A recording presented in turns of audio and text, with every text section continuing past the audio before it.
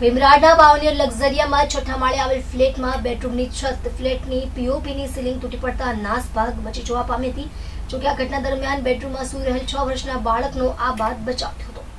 મારું નામ જય ઉપાધ્યાય છે. કઈ જગ્યા પર રહેવાનું છે? મારું ફ્લેટ છે પાવનિયર લક્ઝરી A601 માં છે.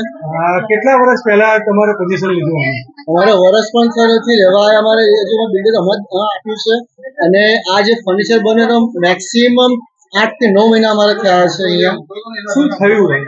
આની અંદર અમારે સ્ટાર્ટિંગ થી અમારે આ વખતે પાણી સ્ટાર્ટ થયું. બંને બાજુથી જે વિન્ડો છે એમાંથી નીચેથી પાણી આવે છે અને 3-4 દિવસ પછી અમારે સીલિંગ માંથી પાણી આવવાનું સ્ટાર્ટ થયું. બિલ્ડર રજૂઆત કરી કે તમે આઈને જોઈ જાઓ, માણસો મોકલે કે હા તો પતી જશે મટી જશે એમ ક્યાં કરે છે અને આજે આખી સીલિંગ અમારી પડી ગઈ અમારે. અચ્છા, અહીંયા કોઈ વાગ્યું કોઈને ને એવું બધું? મારું નાનું બચ્ચું હતું, મરતા બચ્યું છે. અને જો એને નુકસાન થયું હતું એને કોઈ જીવ હોય તો એનું જવાબદાર કોણ રહેશે પછી? આ કઈ જગ્યા પર ફ્લેટ આવેલા? પાવનિયર લક્ઝરી અલથાણમાં છે, અપોઝિટ મીરા હાઇટ્સ. કેટલા ફ્લેટ છે અહીંયા એક ટાવરમાં 52 કે 54 ફ્લેટ છે, એવા 5 ટાવર છે. કેટલા લોકોને આવી સમસ્યા છે તમારે? આમાં જે 1 સિરીઝ છે જેટલી એ બધાને પ્રોબ્લેમ છે. અત્યારે બધા જ રૂમો પાસે બધાને પાણીનો પ્રોબ્લેમ આવે જ છે. અત્યારે બિલ્ડર કશું કરતો નથી, ખાલી અમે જોઈશું કરીએ એવું કર્યા કરે છે. પણ છેલ્લા 2 મહિનાથી ખાલી હાથ ઊંચા કરેલા છે આવી રીતે.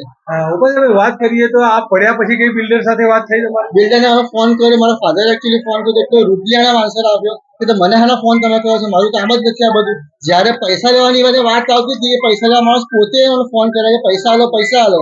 અને જ્યારે હવે પ્રોબ્લેમ અમારે આવે છે એ વખતે એને કીધું અમને ફોન કરવો નહીં, આ કામ મારું છે નહીં, તો બીજાને ફોન કરો એમ કે રૂપિયા ફોન મૂકી દીધો. હવે કઈ જગ્યા પર તમે આને પેલું કરવા દેશો? હવે આના માટે હવે અમે જવું પડશે પોલીસ સ્ટેશન અને આ પછી મારે ગ્રાહક સુરક્ષામાં જવું પડશે બધા ભેગા થઈને કે આ પ્રોબ્લેમ બિલ્ડરનો છે, સ્લેબ